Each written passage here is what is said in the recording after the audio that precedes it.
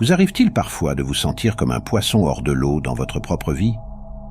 C'est un peu comme être un éléphant dans un magasin de porcelaine, où chaque mouvement semble provoquer une catastrophe monumentale. Si vous vous reconnaissez dans cette situation, sachez que vous n'êtes certainement pas seul. La quête de l'harmonie est une aventure qui dure toute une vie, et il n'y a aucune raison de désespérer. Mais devinez quoi? Il existe une voie pour nager dans votre propre existence comme un poisson dans l'eau, et cette voie porte le nom de Tao. Explorons le taoïsme, l'un des piliers fondamentaux de la pensée chinoise, aux côtés du confucianisme et du bouddhisme. Le taoïsme est une combinaison unique de sagesse, de religion et de philosophie qui a imprégné la culture chinoise de l'ancien temps à nos jours. Les textes fondateurs de cette tradition sont le Dao De Jing, attribué à Lao Tzu, et le Zhuangzi, une collection de textes attribués à Chuang Tzu. Ces écrits, au-delà de leur excellence littéraire, renfermant des trésors de sagesse qui ont inspiré de nombreux courants de pensée en Extrême-Orient. Découvrons ensemble 8 règles de vie que vous pouvez tirer du taoïsme pour cultiver l'harmonie dans vos vies. 1. Trouvez la parole juste. Selon la conception taoïste, ménager ses paroles est un moyen de préserver son énergie vitale. Il est essentiel d'apprendre à affiner la justesse de notre expression. Elle implique de se libérer des illusions de l'ego. La puissance de la parole est mise en évidence par un passage célèbre de la Bible. Au commencement était le Verbe, et le Verbe était en Dieu. Prologue de l'Évangile selon Jean. Les mots exercent une influence considérable sur notre vie. Certains affaiblissent, tandis que d'autres renforcent. Les paroles les plus puissantes sont celles que nous prononçons envers nous-mêmes, car elles créent notre propre réalité. Chacun est le produit de ses propres croyances. Les mots donnent vie à la réalité que nous habitons. Parler revient à semer des graines qui par la suite fleuriront dans le monde pour façonner la réalité dans laquelle nous évoluons. Ainsi, nos paroles revêtent une dimension prophétique, impactant significativement le monde et la réalité qui nous entoure. Il est donc préjudiciable de se focaliser sur les échecs ou les expériences négatives. À travers les mots que nous utilisons, nous avons le pouvoir de créer notre destinée. 2. Pratiquer la méditation. En la pratique du taoïsme, la méditation occupe une place centrale en tant qu'outil puissant pour cultiver l'harmonie intérieure et favoriser l'alignement avec le Tao, la voie universelle. Contrairement à certaines formes de méditation qui mettent l'accent sur la concentration ou la suppression des pensées, la méditation taoïste encourage souvent une approche plus souple. L'objectif n'est pas de lutte contre les pensées, mais plutôt de les observer avec détachement, laissant l'esprit trouver naturellement son équilibre. Les conseils pratiques incluent la recherche d'un lieu calme, la posture confortable et détendue et la respiration profonde pour ancrer le moment présent. Intégrer des visualisations en lien avec la nature et le flux du Tao peut également enrichir la méditation taoïste. La constance dans la pratique est essentielle, et il est utile de commencer par des sessions courtes en prolongeant progressivement la durée au fil du temps. La méditation taoïste offre ainsi une voie vers la tranquillité intérieure et l'alignement avec le flux naturel de l'existence. 3. Cultiver la voie du juste milieu. La philosophie taoïste nous guide vers une harmonie avec les cycles de la vie, en prônant l'évitement des excès et la cultivation de l'action juste. Ce principe s'exprime dans la prévention des extrêmes, incitant à trouver l'équilibre au sein de polarités. Par exemple, au lieu de succomber à la prodigalité ou à l'avarice, la voie taoïste nous encourage à cultiver la générosité, trouvant ainsi une juste mesure entre l'abondance et la retenue. De même, plutôt que de se laisser emporter par la lâcheté ou une témérité excessive, le taoïsme préconise la cultivation du courage, établissant ainsi un équilibre entre la prudence et l'audace. Selon les préceptes taoïstes, il est fondamental de rechercher la justesse dans notre relation au monde, évitant les extrêmes pour embrasser la voie médiane, où la sagesse et l'équilibre émergent comme guide de notre parcours dans la vie. En suivant cette voie, nous pouvons nous harmoniser avec les flux naturels de l'existence. 4. Écoutez les oiseaux chanter. Dans nos vies trépidantes, nos esprits sont souvent captivés par le tumulte mental, entraînant parfois une déconnexion de notre environnement et engendrant divers désordres. Les oiseaux, dans cette perspective, revêtent une signification particulière en tant que symbole des liens entre le ciel et la terre.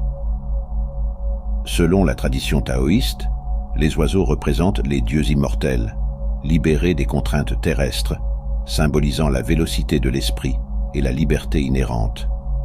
Dans la pratique du Qigong de santé, l'inspiration animale trouve son expression dans le jeu des 5 animaux, et l'enchaînement inspiré de la grue vise à émuler l'adresse et l'agilité de cet oiseau gracieux.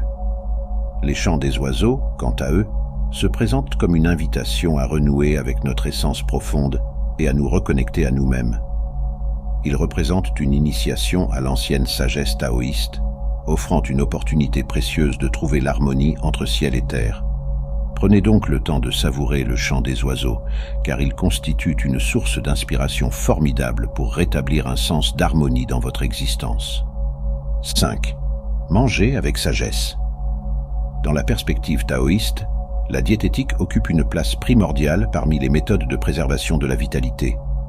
L'alimentation est considérée comme indissociable de son environnement, du ciel et de la terre, afin de favoriser la santé de l'individu. Contrairement à la conception occidentale de la diététique axée sur la privation, la diététique taoïste adopte une approche positive et naturelle, s'intégrant harmonieusement à la vie quotidienne. Selon cette philosophie, les aliments possèdent une qualité énergétique et il revient à chacun d'ajuster son régime alimentaire en fonction de son propre terrain énergétique. Quelques principes diététiques émergent pour favoriser la santé. Respecter le cycle des saisons, en privilégiant les produits de saison par rapport aux articles souvent dénaturés des supermarchés. Favoriser la consommation de produits locaux. Privilégier des aliments de qualité, naturels, sains et vivants. Adapter son alimentation aux besoins spécifiques de son organisme. Et enfin, opter pour une alimentation harmonieuse et équilibrée. Ces principes reflètent l'idée taoïste de vivre en accord avec les flux naturels pour cultiver la santé et la vitalité. 6. Écoutez votre corps. Selon la vision taoïste, la gestion des émotions est cruciale pour maintenir une bonne santé. Certains individus sont souvent submergés par des émotions négatives telles que la colère, la peur, l'inquiétude ou la tristesse. Et ces énergies néfastes peuvent avoir un impact direct sur la vitalité et même entraîner des maladies. Dans la Chine ancienne, les maîtres taoïstes avaient une compréhension profonde du pouvoir énergétique du sourire. Le sourire intérieur était l'une de leurs pratiques énergétiques visant à favoriser la circulation du qi, ou énergie vitale, pour promouvoir la santé, le bonheur et la longévité. L'acte de se sourire à soi-même était considéré comme un bain d'amour aux propriétés curatives, capable de guérir des blessures intérieures et de renforcer la vitalité. Cependant, en développant une amitié avec notre corps, en étant attentif à ces messages subtils, nous pouvons favoriser notre santé et renforcer notre vitalité. Cela nécessite une écoute attentive et une réponse bienveillante envers les besoins de notre être intérieur. Un aspect souvent négligé dans notre quête de bien-être. 7. Laissez-vous agir. Centrer son esprit sur le futur ou le passé engendre inquiétude et anxiété, générant des énergies négatives susceptibles de conduire à une forme d'immobilisme. Lorsque nous sommes absorbés par nos propres préoccupations, notre capacité d'action dans le monde s'en trouve entravée.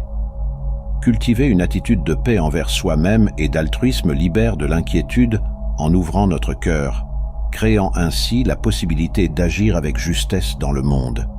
La notion de non-agir, ou wu wei en chinois, occupe une place significative dans le taoïsme, notamment exposée par Laozi dans le Tao Te Ching. Elle a été interprétée de diverses manières et a même été adoptée comme principe de gouvernement idéal, marquant l'influence telle que le trône de nombreux empereurs chinois arborait un panneau de laque portant l'inscription Wu Wei. Il est important de souligner que le Wu Wei ne prône pas une attitude passive ou attentiste, mais plutôt un alignement de l'action sur le ordre cosmique originaire, le mouvement naturel de la nature. En définitive, cette notion nous pousse à réexaminer notre relation au monde.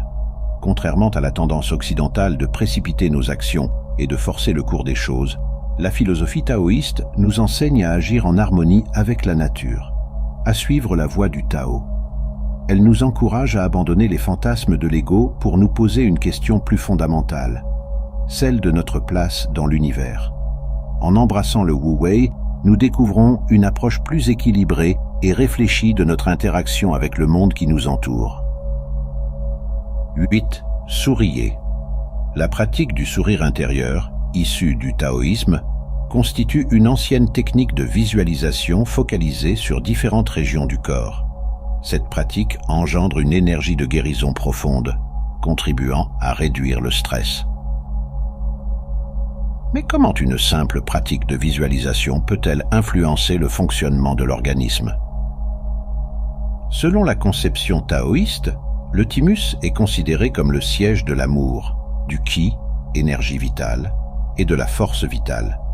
Il est également associé à l'illumination supérieure. Lorsque nous sommes soumis à un stress émotionnel intense, le thymus est impacté. Selon les études du Dr John Diamond dans son livre « Your Body Doesn't Lie », « Votre corps ne ment pas », le thymus est responsable de la production de cellules T, qui identifient et éliminent les cellules anormales. La prolifération de cellules anormales accroît les risques de cancer, sauf si les cellules T sont activées par l'hormone du thymus. Ainsi, le thymus joue un rôle crucial dans la prévention des risques de cancer à l'âge adulte. Selon la sagesse taoïste, le sourire intérieur favorise la production d'énergie vitale par les organes. Cette pratique contribue à assouplir et à humidifier les organes, améliorant ainsi leur efficacité. Selon le maître taoïste Mantak Chia, la pratique du sourire intérieur commence par les yeux, en lien avec le système nerveux autonome, régulant l'action des organes et des glandes. Les yeux sont les premiers récepteurs des signaux émotionnels et en relaxant les yeux, il est possible de détendre le corps et de réduire le stress. Ainsi, la pratique du sourire intérieur offre une approche holistique pour cultiver la santé physique et émotionnelle.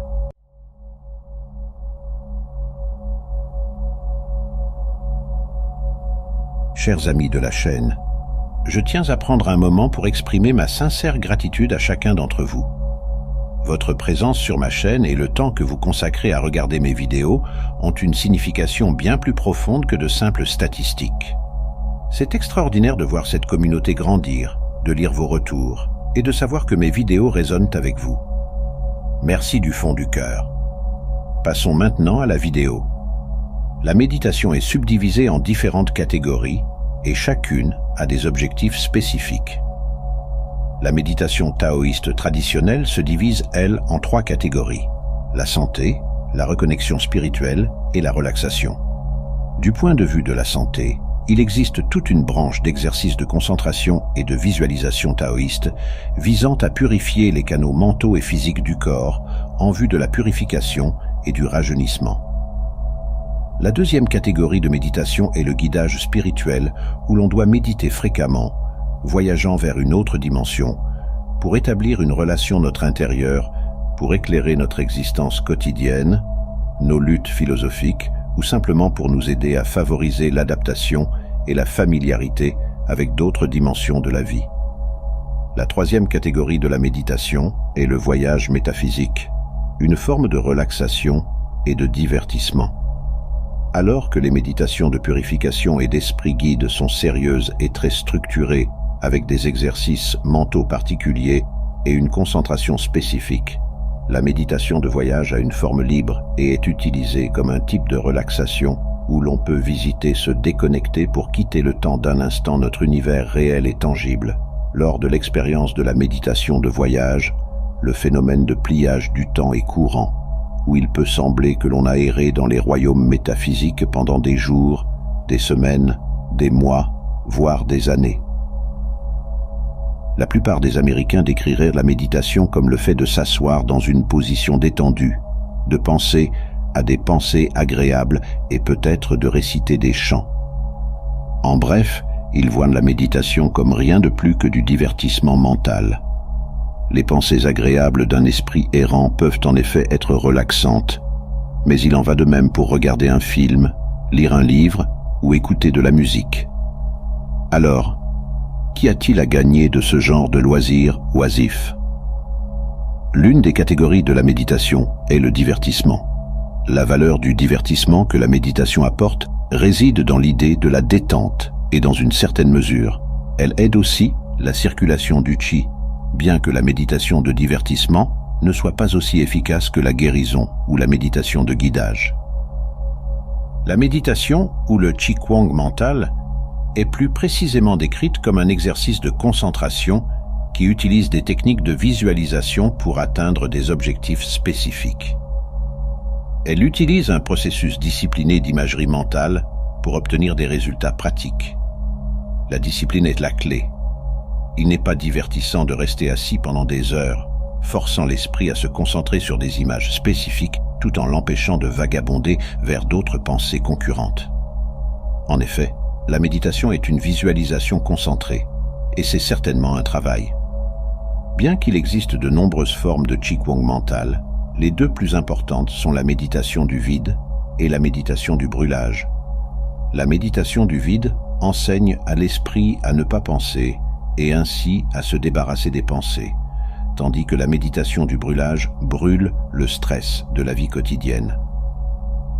Les deux techniques utilisent l'acuité mentale pour ouvrir les canaux de qi de l'individu.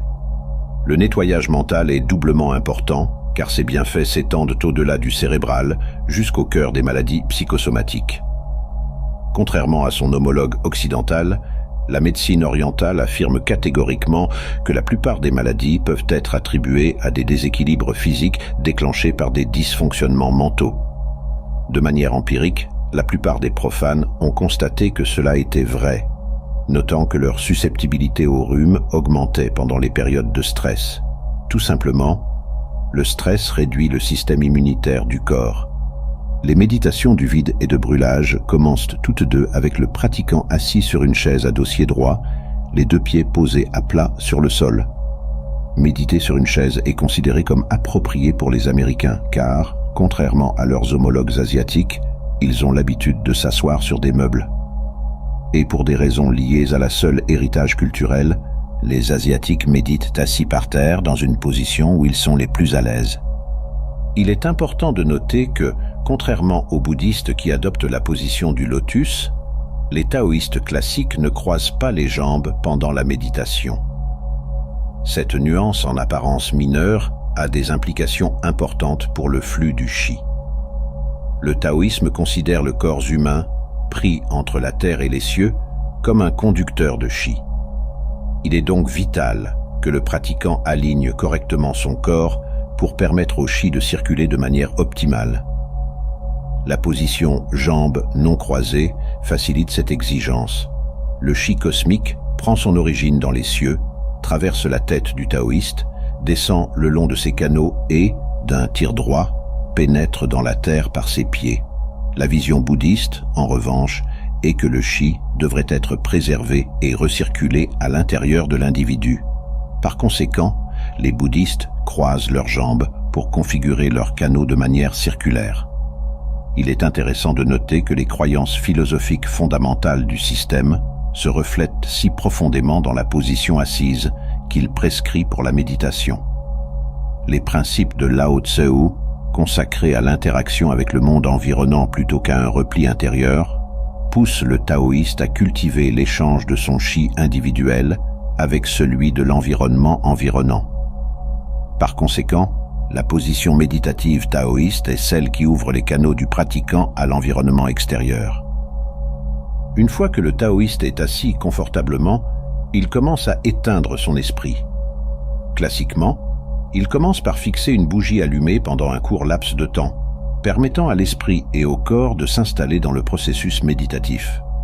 Lorsqu'il est prêt, le praticien ferme les yeux et s'imagine, avec sa chaise et sa bougie, sur une plage paisible, avec les vagues de l'océan qui s'écrasent devant lui. À ce stade, le pratiquant commence à détendre pleinement son corps. C'est plus difficile que cela ne paraît, car le corps humain est rarement détendu. Même pendant le sommeil, il se tend et se tortille, bouge constamment et roule sans cesse. Il ne faut que plusieurs heures chaque semaine de relaxation profonde, réalisable uniquement par la méditation, pour lutter contre la tension persistante et améliorer significativement la circulation du chi. Lao Tzu encourage cet effort en mettant en garde. Quand le corps est maintenu en perpétuel mouvement, il devient fatigué. Le praticien détend totalement le corps en progressant systématiquement à travers lui, un muscle à la fois. Il commence par le gros orteil gauche, lui commande de se détendre, puis continue sur le côté gauche du corps. En continuant de manière similaire sur le côté droit du corps, il termine avec le gros orteil droit. Chaque muscle du corps, y compris ceux du visage et du cuir chevelu, doit être complètement détendu avant de passer au suivant. Si le praticien n'est pas sûr que le muscle est vraiment détendu, il peut le tendre et le détendre immédiatement. En éprouvant la sensation de contraction contrastée, le praticien peut comprendre et atteindre la détente. Si, après avoir terminé un cycle de détente, le praticien ne se sent pas suffisamment détendu, le processus doit être répété. Une fois que le corps est complètement détendu, il est temps d'éliminer les flux de pensées intrusives qui le harcèlent. Son esprit confus et calculateur perturbe constamment sa tranquillité avec des millions de pensées. Et ces intrus mentaux sont étonnamment difficiles à arrêter. Il est essentiel pour l'hygiène mentale d'accomplir cela grâce à la méditation du vide ou chant. Malheureusement, l'art de ne pas penser est beaucoup plus difficile qu'il n'y paraît, nécessitant souvent des années de culture. Ironiquement, plus on s'inquiète de ne pas penser, plus cela devient difficile. La clé pour éliminer les pensées indésirables n'est pas d'essayer de les arrêter complètement, mais plutôt de simplement les laisser partir lorsqu'elles apparaissent inévitablement. Lorsque des pensées entrent dans son esprit, le pratiquant ne se permet pas de s'attarder sur une en particulier. Au lieu de cela, il les laisse passer. Il accueille chacune d'elles avec le salut plus tard et les repousse. À l'instar d'une tasse sans fond, son esprit devrait permettre aux pensées, comme l'eau, d'entrer et de passer sans entrave. Les pensées viennent mais partent immédiatement. Pendant la période de méditation, les pensées n'ont pas de domicile et sont ainsi rendues sans conséquence. À mesure que l'esprit du pratiquant se calme, les pensées apparaissent moins fréquemment, voire s'arrêtent complètement. Et la visualisation de la bougie et de la plage devient plus claire. Le corps détendu peut se sentir soit étonnamment lourd, soit léger et invariablement comme une masse détendue, plutôt qu'une collection de membres et d'organes. Toute perception du temps est perdue. Les heures passent comme des minutes. Une fois cet état méditatif atteint, il est temps de traiter le stress accumulé de la vie quotidienne grâce à la méditation de brûlage. Il existe de nombreuses formes de Qigong mental, mais toutes partagent un protocole commun. Le pratiquant visualise le stress comme de la saleté noire ou du goudron piégé dans tout le corps. Il imagine ensuite aspirer de la lumière dorée dans son corps à partir de différentes sources. Sur une période d'1 à 2 heures, le méditant aspire continuellement la lumière dorée, expulse la saleté du stress et la brûle. En répétant ce cycle, l'esprit traite les effets nocifs du stress jusqu'à ce que la saleté visualisée soit complètement expulsée et que le brûlage ne soit plus nécessaire. Tout comme un baigneur quitte la baignoire une fois qu'il a été frotté propre, le méditant peut maintenant terminer la séance avec un esprit rajeuni grâce au nettoyage mental. Il se sent rafraîchi, ayant pris une action concrète qui peut être ressentie immédiatement, tout comme Chuang Tzu le prescrivait explicitement en recommandant le calme comme contrepoison contre la nervosité. Il y a des milliers d'années, d'une manière aussi pertinente dans l'Amérique d'aujourd'hui qu'elle l'était dans la Chine ancienne. Il encourageait les taoïstes à utiliser un tel nettoyage mental. Étonnamment, ce processus continu d'utilisation de la lumière dorée pour expulser et brûler le stress est un outil puissant pour faire face aux dommages psychosomatiques du stress. Les blocages du système méridien, formés par le stress, sont détruits par la méditation de brûlage. Cette méthode pratique améliore le flux de chi et permet au système immunitaire de fonctionner plus efficacement. Il est clair que la praticité du nettoyage du canal mental et du soulagement du stress est une procédure cruciale qui doit être effectuée régulièrement pour la santé mentale et physique et la clarté.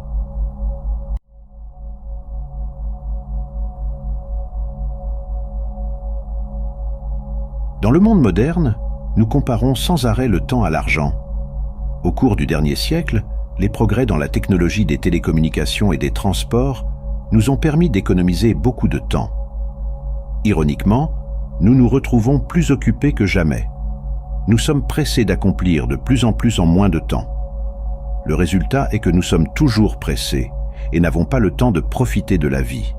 Cette culture de la hâte nous coûte notre santé et notre bonheur en produisant un stress inutile. Si vous souhaitez apprendre la patience, cette leçon va devenir intéressante. Pour comprendre la patience, il est préférable de d'abord comprendre l'impatience. La patience est l'une des qualités les plus difficiles pour moi à embrasser. Le troisième principe du taoïsme met l'accent sur le cycle de la vie.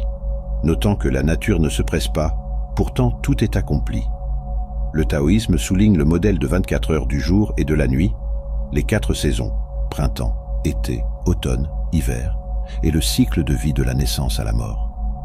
Cette approche cyclique est importante à rappeler lorsque les choses deviennent mouvementées. L'impatience signifie que vous êtes en mouvement et que vous ne prêtez pas attention à ce qui vous entoure. Être impatient, c'est aller à contre-courant et être constamment décalé. Le problème avec la patience, c'est qu'elle n'est pas une définition statique. Malgré ce que le dictionnaire vous dit de persévérer tranquillement et régulièrement, en attendant plus de détails. Elle change toujours par rapport à ce contre quoi vous travaillez. Si vous essayez de forcer la patience à suivre un rythme standard, vous échouerez la plupart du temps. Si vous décidez d'apprendre la patience dans le vide, par vous-même, vous ignorez ce qui vous entoure. Vous serez toujours désynchronisé et vous sentirez impatient. Les gens pensent que la patience est le but. Ce n'est pas le cas. C'est plutôt un style et un outil pour nous connecter au monde qui nous entoure.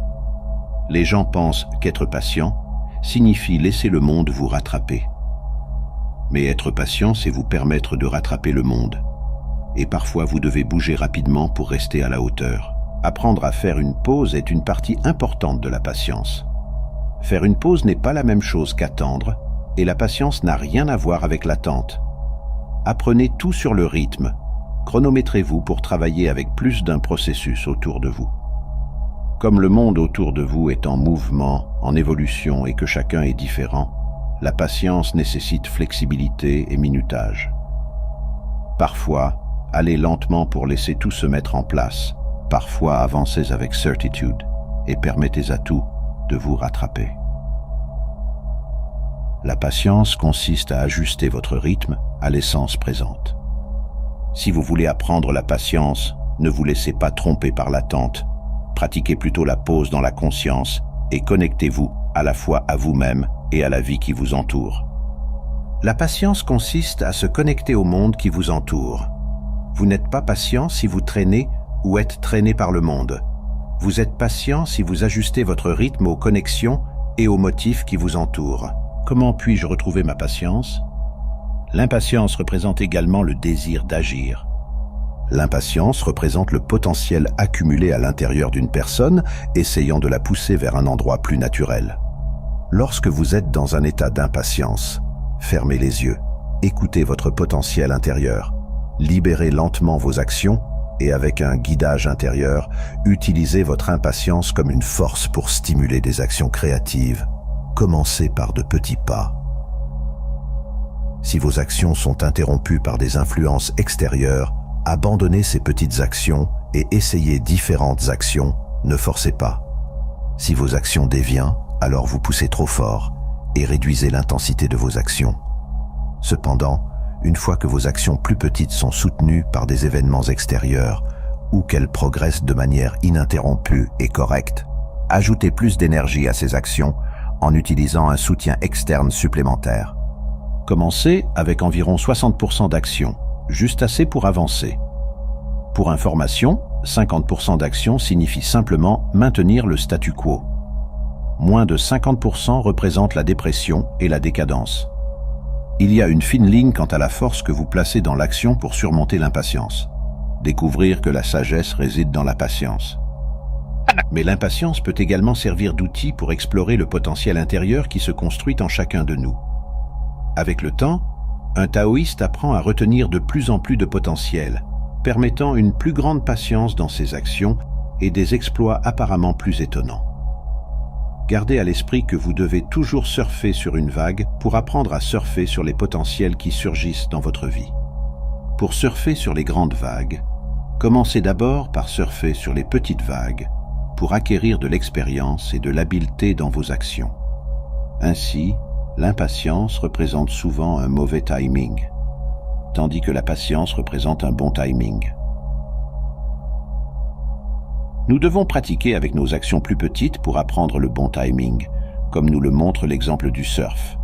Avoir de la patience signifie également avoir joué avec l'impatience pour apprendre à se déplacer en toute sécurité avec nos actions dans la plage de potentiel que nous vivons chacun. La patience et l'impatience peuvent travailler en tandem l'une avec l'autre, pour nous compléter en tant qu'être humain réalisé. La patience de la montagne. La patience dans le taoïsme consiste à embrasser pleinement l'espace vide. Cela nécessite une vie entière.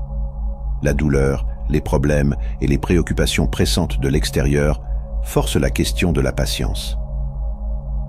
J'enseigne la patience avec bienveillance. Je sais que bien des enseignements du taoïsme prennent 10, 20, 30, voire plus, d'années pour être maîtrisés, ce que la plupart des gens n'ont pas la patience d'adopter dans ce style d'exploration. Alors je mélange les enseignements taoïstes par couches de manière à ce qu'il soit possible de commencer à apprendre, d'avoir quelques avancées clés plus petites au début pour soutenir le processus à plus long terme de transformation intérieure. Il ne s'agit pas de guérir tous ces problèmes d'un coup. Le faire créerait un vide dans son espace intérieur, un vide que les gens auraient tendance à combler inconsciemment, en se précipitant pour le remplir de nouveaux problèmes. Avoir une guérison miraculeuse, avoir une solution magique, faire disparaître toutes les douleurs et les aspérités de la vie, d'un coup signifierait ne pas vivre vraiment ou pleinement sa vie. La patience consiste à vous permettre de travailler sur plusieurs aspects de la vie à la fois. Ne forcez pas une seule solution pour tout dans la vie. Il est très facile dans la culture moderne, notre culture impatiente, de médicamenter ou de suivre les autres de cette manière, téléviser sa vie. C'est un choix qui élimine la vue de l'étendue de votre vie. Tous les taoïstes vivent sur la montagne, et cette montagne, c'est votre vie. La vraie question est, êtes-vous piégé dans des réponses rapides et revivant éternellement les mêmes erreurs à la manière de Sisyphe? Ou avez-vous la patience d'explorer la vie pour la vivre et l'accomplir avec votre exploration dans l'émerveillement?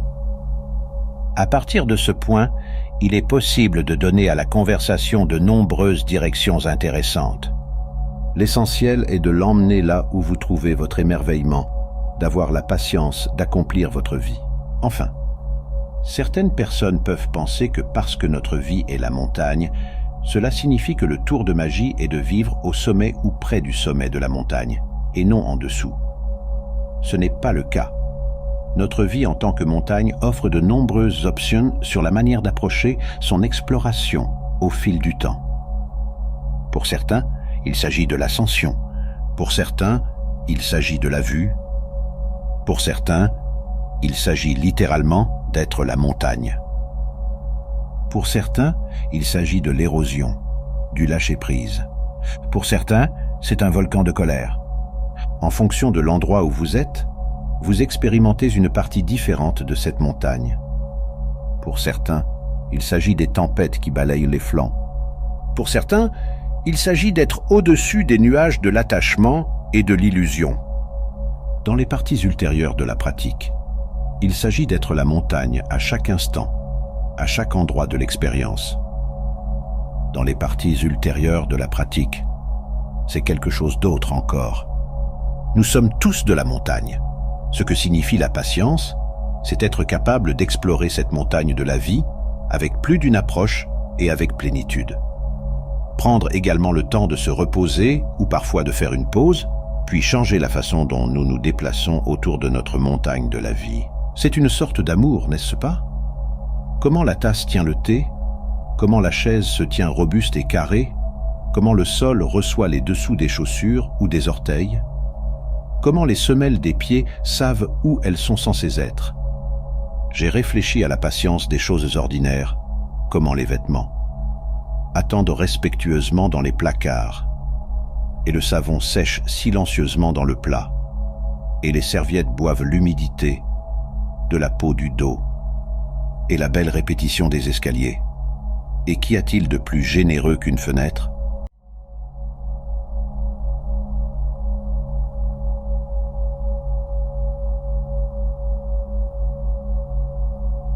Avec tout ce qu'il se passe, des mondes au sein de mondes demandant notre attention, il peut parfois sembler impossible de trouver ces quelques moments dont vous avez besoin pour passer du temps où vous pouvez simplement vous détendre, vous asseoir et être immobile. Compréhensiblement, trouver la paix est quelque chose que beaucoup recherchent tout au long de leur vie. La paix intérieure fait référence à un sentiment de tranquillité et de repos qui vient de l'intérieur. La liberté des perturbations ou la tranquillité. En utilisant cette définition, la paix intérieure est une forme de tranquillité intérieure qui n'est pas perturbée par des troubles. Dans les traditions spirituelles, les perturbations sont souvent des mouvements de l'esprit, le genre de pensées intrusives ou d'émotions difficiles que nous rencontrons souvent dans notre vie quotidienne. Une grande partie des écoles de pensée telles que le bouddhisme et le taoïsme se concentrent sur des pratiques qui cultivent la paix intérieure. En particulier, l'enseignement central du Bouddha des quatre nobles. Vérité affirme que toute l'existence humaine est une souffrance ou dukkha. La souffrance, d'autre part, est causée par l'attachement, soit par aversion, soit par désir. Plus nous nous attachons à nos biens, réalisations et même aux personnes, plus nous sommes éloignés de notre vraie nature. Le taoïsme et le bouddhisme nous enseignent tous deux que rien dans le monde matériel ne nous apportera jamais une satisfaction profonde. Tout est impermanent. Cela change constamment, tout comme nos désirs, pensées, préférences et aversions. Si nous pouvons apprendre à suivre cette impermanence et à nous y rendre, comme le Tao Te Ching nous enseigne, nous atteindrons la paix intérieure. La paix intérieure est donc atteinte par la pratique du détachement. Le détachement est une qualité de la conscience, l'arrière-plan du mouvement constant de l'esprit et du corps. Il peut être le cœur d'une personne résiliente et d'une psychologie positive et peut conduire à un résultat plus positif et à une meilleure vie. Le Bouddha pointait vers ce qui est non conditionné, non soumis à la naissance et à la disparition, et donc une base plus fiable pour le bonheur durable et la paix intérieure. Par exemple, le champ de la conscience est effectivement non conditionné, les expériences changent, mais la conscience est stable. Souvent, nous pensons à la paix comme l'absence de guerre. Cela se reflète dans la paix intérieure. À quelle fréquence sommes-nous en guerre avec nous-mêmes? À quelle fréquence le critique intérieur cause-t-il de l'harmonie pour notre paysage intérieur? La paix intérieure est un processus d'équilibre émotionnel et d'équanimité, une manière de trouver une stabilité intérieure face aux changements constants. La définition bouddhiste de la paix intérieure implique la liberté de la souffrance et le sentiment de sérénité qui vient de l'acceptation et de la compassion envers tous les phénomènes éphémères. Ces phénomènes éphémères incluent le bonheur, d'où la nature contre-intuitive de la recherche de la paix intérieure. Il y a une raison pour laquelle la paix intérieure est ancrée dans la sagesse religieuse ou philosophique. Sa nature est difficile à comprendre avec l'intellect seul. Atteindre la paix intérieure n'est pas seulement un exercice intellectuel, mais une pratique incarnée. Le Tao décrit comment, comme la nature, on devrait être en équilibre, en harmonie et simple. Le verset 37 du Tao Te Ching cite comment les gens seraient satisfaits de leur vie simple et quotidienne, en harmonie et libres de désir. Quand il n'y a pas de désir, toutes choses sont en paix. La vision du monde taoïste est enracinée dans une observation étroite des motifs de changement qui existent dans le monde naturel. Lao Tzu préconise de vivre naturellement et librement comme vous êtes vraiment, plutôt que comme on vous dit d'être. Nous sommes tous un avec le Dao, donc suivre le flux du Dao signifie être naturel, observer la simplicité et la non-action ou la non-ingérence au lieu d'agir par l'ego et le désir. Vivre en accord avec le Dao au niveau personnel se propage dans le monde dans lequel nous vivons, car tout ce qui existe entre le ciel et la terre émane de la même étoffe de l'existence. Le Dao est une symphonie dans laquelle nous sommes chacun un instrument, et être naturel signifie jouer les notes en harmonie avec la musique de l'univers. Le Tao Te Ching ne présente pas d'instructions ou de techniques spécifiques pour devenir ce qu'il appelle un Shengren, un sage qui a réalisé le Dao. Cependant, il décrit comment un sage se comporte. Par exemple, il affirme qu'on ne devrait pas forcer les choses, mais plutôt être tranquille, n'avoir aucun désir, se comporter naturellement et vivre simplement. Cela affectera à son tour l'environnement social et politique du sage. Les paroles du Tao Te Ching sont aussi pertinentes aujourd'hui qu'elles l'étaient il y a plus de 2000 ans, et elles peuvent être mises en pratique dans nos vies modernes. Les pratiques suivantes sont issues du grand sage taoïste Lao Tzu afin de cultiver la paix intérieure. Une chose importante à garder à l'esprit est la respiration et la recentration. Pouvez-vous équilibrer votre force vitale et embrasser l'un sans séparation? Pouvez-vous contrôler votre respiration doucement, comme un bébé? Pouvez-vous clarifier votre vision sombre sans tache? Chapitre 10, le Tao Te Ching. Le Tao Te Ching affirme que l'autoculture entraînera la paix intérieure et la paix dans la société. L'autoculture taoïste se manifeste dans sa profusion de formes de méditation et de Qigong, des pratiques qui focalisent notre conscience sur notre respiration et le flux de Qi ou d'énergie vitale à travers nos corps. Ces techniques sont basées sur les théories présentées dans le Huangdi Neijing, le classique interne du Jaune Empereur, qui est un ancien texte chinois, traité comme la source doctrinale fondamentale de la médecine chinoise. L'idée fondamentale du Qigong et de la médecine chinoise, acupuncture et herboristerie, est que le Qi équilibré et fluide entraîne la santé, tandis que le Qi stagnant ou déséquilibré conduit à la maladie.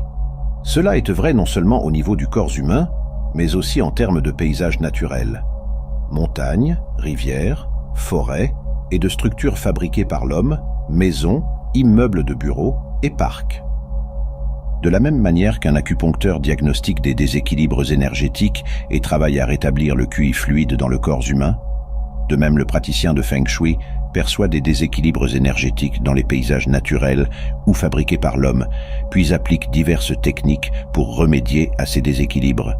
Dans les deux cas, l'objectif est d'établir un flux d'énergie plus ouvert dans l'environnement interne ou externe particulier et, par conséquent, d'atteindre la paix intérieure et éventuellement de reconnaître notre unicité avec le Dao. Vous pouvez commencer à cultiver la santé en vous concentrant sur votre respiration. Embrasser l'unité sans séparation signifie unifier et harmoniser votre esprit et votre corps afin que vous puissiez vous connecter à votre esprit, qui est votre lien direct avec le Dao. Lorsque vous êtes dans un état stressant, votre respiration devient rapide et superficielle, et votre rythme cardiaque s'accélère. Une respiration rapide et superficielle rend plus difficile le travail de vos poumons, qui consiste à fournir à votre corps de l'oxygène et à éliminer les déchets et les toxines de votre circulation sanguine. La privation d'oxygène permet à ces toxines de s'accumuler dans votre corps, sollicitant votre système immunitaire.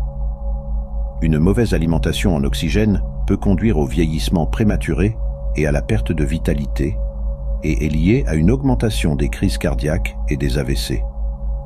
Lorsque vous pratiquez la respiration méditative, visualisez chaque muscle et chaque cellule de votre corps se détendre et se relâcher à chaque expiration. À chaque inspiration, visualisez votre corps se remplir de vitalité et d'énergie. Moins, c'est plus. La vie simple. Poursuivez la connaissance. Gagnez quotidiennement. Poursuivez le Tao. Perdez quotidiennement. Perdez et perdez à nouveau. Arrivez à la non-action. Chapitre 48. Le Tao Te Ching. Ceux qui cherchent le Tao n'utilisent ni les oreilles ni les yeux. Ils regardent à l'intérieur, pas à l'extérieur. De cette manière, la recherche de la perte est meilleure que le gain, car la vraie connaissance n'a aucun lien avec ce que vous avez appris ou réalisé dans le monde extérieur. La vraie connaissance vient du fait de rester immobile et d'observer le soi. La sagesse vient avec la capacité d'être immobile.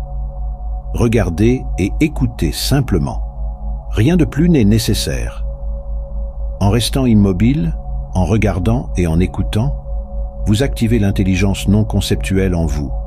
Laissez la quiétude diriger vos paroles et vos actions. Avez-vous remarqué comment les idées les plus sages et les épiphanies les plus significatives ont tendance à émerger dans le calme ou le silence?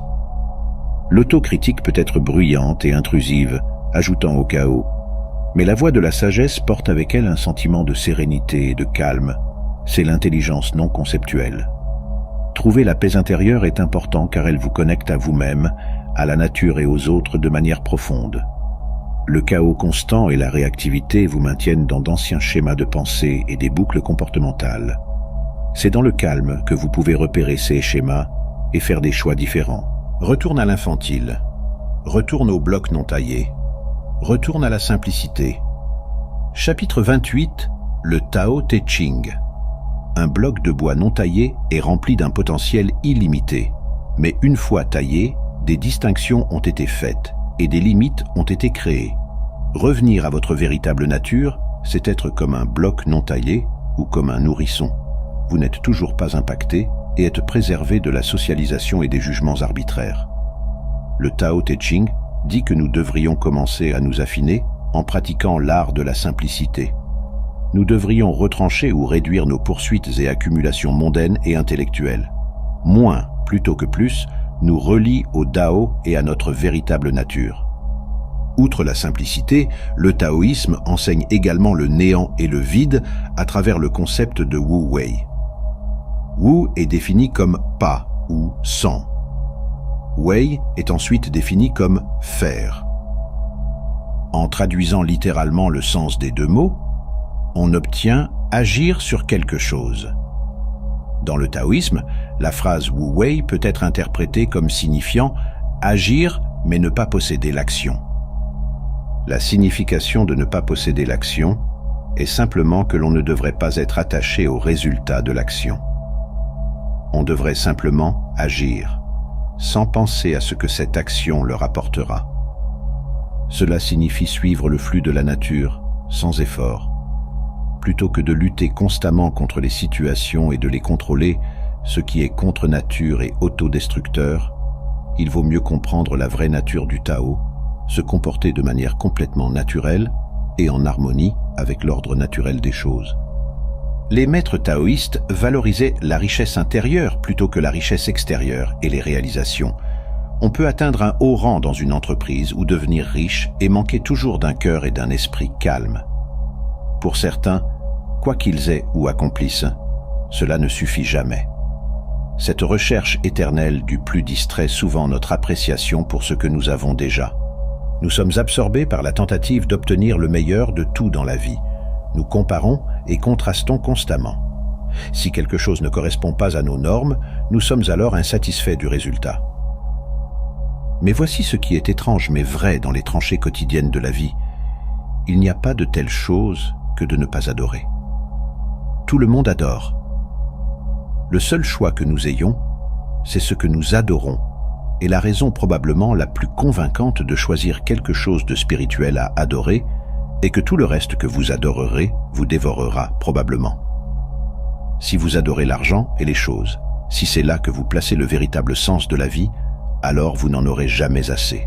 Adorez votre propre corps et votre beauté et votre séduction sexuelle, et vous vous sentirez toujours laid, et lorsque le temps et l'âge commenceront à se montrer, vous mourrez 1 million de morts avant qu'ils ne vous plantent enfin. À un niveau, nous le savons déjà. Cela a été codifié en mythe, Proverbe, cliché, épigramme, parabole, en d'autres termes, le squelette de chaque grande histoire. La véritable astuce est de garder la vérité en première ligne dans la conscience quotidienne. Adorer le pouvoir te conduira à te sentir faible et effrayé, et tu auras besoin de toujours plus de pouvoir sur les autres pour t'engourdir face à ta propre peur. Adorer ton intellect, être perçu comme intelligent, te conduira à te sentir stupide, un imposteur toujours sur le point d'être découvert. La chose insidieuse à propos de ces formes d'adoration n'est pas qu'elles sont mauvaises ou pécheresses, c'est qu'elles sont inconscientes. Ce sont des paramètres par défaut. Ce sont le genre d'adoration dans lequel tu glisses progressivement, jour après jour, devenant de plus en plus sélectif sur ce que tu vois et comment tu mesures la valeur sans être pleinement conscient que c'est ce que tu fais. Et le prétendu monde réel ne te découragera pas d'agir selon ton paramétrage par défaut, car le prétendu monde réel des hommes, de l'argent et du pouvoir tourne gaiement avec le carburant de la peur, de la colère, de la frustration, de la convoitise et de l'adoration de soi. La pensée taoïste dit que nous devrions nous débarrasser de ces envies ou désirs de la vie. Lorsque nous nous limitons à nos plus grands désirs, nous sommes capables d'atteindre des moments de la plus pure simplicité. Conquérir les autres nécessite de la force. Se conquérir soi-même est une véritable force. Savoir ce qui est suffisant est une richesse. Chapitre 33. Tao Te Ching. Il n'y a pas de plus grand malheur que de ne pas savoir ce qui est suffisant. Il n'y a pas de plus grande faute que le désir de réussite. Par conséquent, savoir que suffisamment est suffisant est toujours suffisant. Chapitre 46. Tao Te Ching. La leçon ici est que si nous nous concentrons sur le fait d'atteindre de plus en plus, nous oublions d'apprécier ce que nous avons déjà et qui nous sommes vraiment. Il est donc impératif que nous prenions le temps de cultiver un sentiment de contentement avec la façon dont les choses sont ici et maintenant. Voir les situations pour ce qu'elles sont, puis voir ce qui doit être changé, le cas échéant. Si quelque chose qui doit être changé peut l'être, il vaut la peine de prendre des mesures pour le faire. S'il ne peut pas être changé, la stratégie consiste à apprendre à s'adapter à cette situation. Pour le faire, conquiers-toi en t'acceptant, et tu apprendras quand assez, c'est assez. La chose la plus douce au monde l'emporte sur la plus forte. Chapitre 43. Tao Te Ching. Par conséquent, ceux qui voudraient être au-dessus doivent parler comme s'ils étaient en dessous. Ceux qui voudraient diriger doivent parler comme s'ils étaient derrière. Parce que le sage n'est pas contentieux, personne ne lutte contre lui. Chapitre 66. Tao Te Ching. Wang Tao a dit 8 pieds d'eau peuvent faire flotter un navire de 1000 tonnes. Les maîtres taoïstes font souvent référence à la capacité de l'eau à user même des roches les plus dures. L'eau, étant douce et flexible, l'emporte sur le fort. Nous pouvons mettre cela à profit dans nos interactions quotidiennes. Lorsque quelqu'un cherche la bagarre, nous pouvons gagner en étant flexibles et doux, évitant ainsi le conflit. De plus, lorsque nous avons besoin de quelque chose de quelqu'un, quelle que soit notre position dans l'organisation, nous devons approcher cette personne avec humilité et d'un endroit de douceur et d'appréciation. Vise dans un bon endroit. Garde ton esprit profond. Traite bien les autres. Tiens parole. Établis des règles justes. Fais ce qu'il faut. Chapitre 8. Tao Te Ching.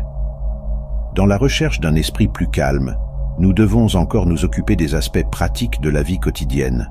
Le sage trouve l'équilibre entre le yin, qui est la quiétude, le repos et l'introspection, et le yang, qui est le mouvement, l'interaction et l'engagement dans les affaires mondaines.